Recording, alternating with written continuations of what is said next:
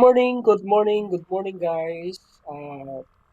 Welcome sa atong vlog karon. Magdamay ko mag-review ko sa usa ka cute kay nga sakyanan kining Suzuki Riso. Kita na to halog din siya guys. Cute kay siya nga sakyanan. 40 years siya. Halog. So dili rin siya paid nga ano review.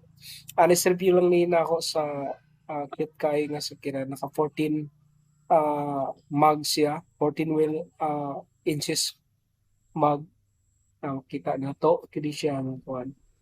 Tapos ang ihang wala siya turning signal light sa kuan sa ihang uh, side mirror naka-hatchback siya.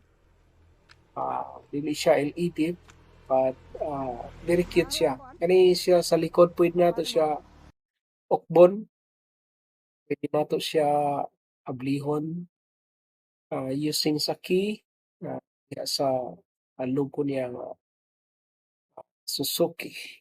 Yan, Espresso. Yan, cute kay siya guys. Sulod sa iyang kuan, sa iyang likod. Kita na to akong pakita sa inyo ang sulod sa iyang likod. Kita na to. Yan, naglisod pa ko apply guys. Ayan. Sa di lang yung mga kalat guys no, ng mga gamit. Ayan, one kana siya din sa unahan. Ika-2. So, two-seaters lang yun siya, 1 and 2. Pero maigo or gyapon kung namoy gamay yung mga nga karga ninyo sa kuan. Yan. Then, sa atubangan mo siya, gapon ka lingkuranan ito makita. Very cute lang siya. Mura siya sa multicab na gamay. Pero, okay po kay siya. Kung nalaka sa sulod, ako gyapon siya kay siya kanang luag gyapon siya amazing kay so wala siya guys ang ihang gawas og sulod karon mag-drive na punta yan lumi karon sa Tandag City with my wife and my mother-in-law and sister-in-law. Upat mi kabok guys, upat mi kabok tapos na 2 years old na mo nga dalaw, 3 years old nga bata. Ayan.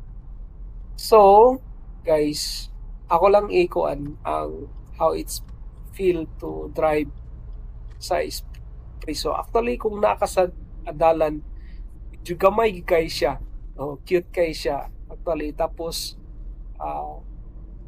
kadungog yun mo ang palibot kay ang hangin, ang kuan. As in, ma-feel nimo siya sa kuan while nag-drive siya. Nag-drive ka actually sa ma-feel nimo ang dalan kaayo unlike sa mga dagko nga masakiran sa mga sedan o sa mga kotse sa mga sedan kay medyo hilom siya sa sulod pero sa iya feel gid nimo kayo ang dalan ang mga kuan. So nakadaga na ta og mga 60 ani guys.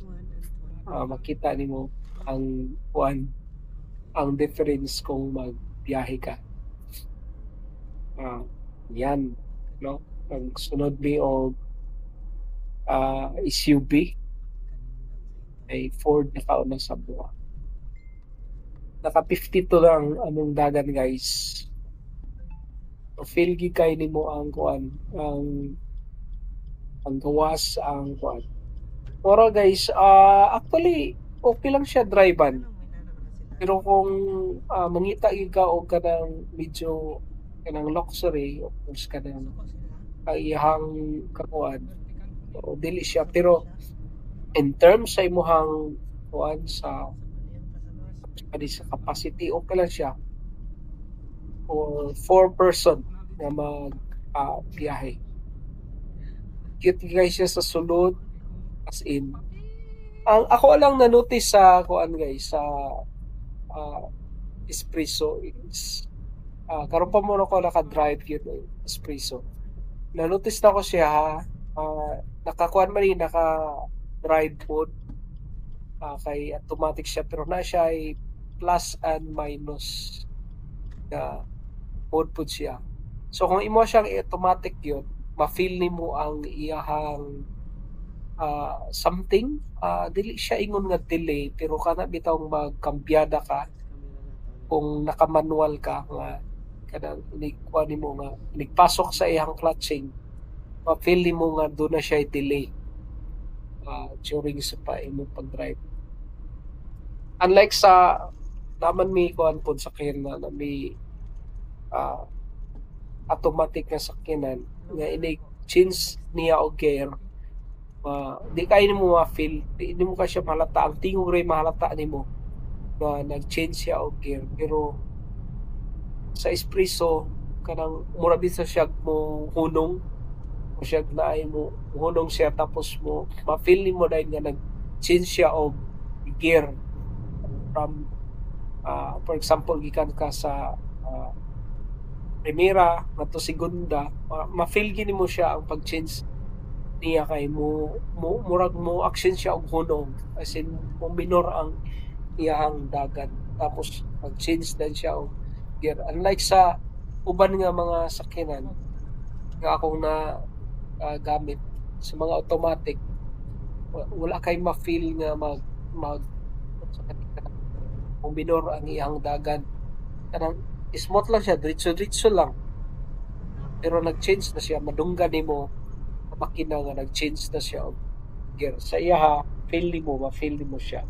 So ma-feel mo siya tanan as in kay gamay ka siya, cute kay siya diya sa dalan. Ma-feel gid mo ang iyahang pag-change, ang iyahang gear, ang iyahang mga ligid as in ang susunod. So actually okay siya sa family. Small family, okay kay siya. Espresso. And nakanindot lang niya kay masulod-sulod nimo siya dali ka kay ka pasok in terms ng mag-overtake ka dali siya makapasok.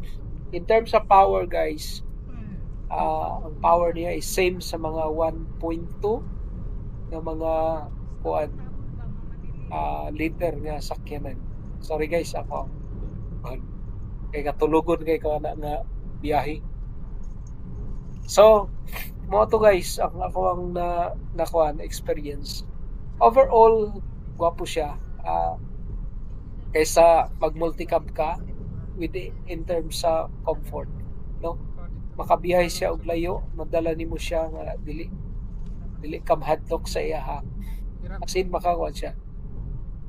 Tan-awon nimo siya sa gawas guys, pura siya habog pero pag naa na ka makalingkod ka sa iya same ang feel nimo sa usa ka kotse. Ingana lang ang kahabugon sa iya kung mag-drive ka o kotse or mga sedan. Pero kung tanawin mo siya sa gawas, mas kuan siya, mas habog siya kaysa mga kotse. Ang iyahang clearance abog-habog siya. So gwapo po siya kung labi na sa atong lugar nga medyo baha. So maray ako ang sa kanang kasinati journey nga nag-drive ko sa espresso going ni ani og tandag na ini ang dako nga suba sa tago kalabyan. So cute kay siya, kapo siya dadon sa dalan. Inoon ang iyahang matawag na to nga comfort sa kuan sa akong nasakyan sa akong na driver na sedan o sa uban nga mga sakyanan medyo mas gwapo ang ilang comfort dito kaysa espresso. But in terms sa kuan, madala nimo siya, dali ra siya maka-overtake, makalusot-lusot na siya. Ingana ang espresso, madala nimo siya. Pag syudad gid siya, as in pag syudad, pwede po siya pareha sa ingani mga probinsya. Kay gwapo man siya kayo ihap. Yan. Ang iyang manibela, responsive kayo. Okay lang. Dili siya gahi. Dili po kay siya ingon nga humok. Pero responsive kay siya. ang iyang manibela. Ang iyahang kabaguhan lang ko guys kay ang iyaha diay, unsa pa ni, kaning pag-down sa iyang bintana nasa tunga, dili diri sa kilid nimo sa imong wala, kundi naa sa tunga sa dashboard. Ubos sa kanang naay kuan makita nimo nga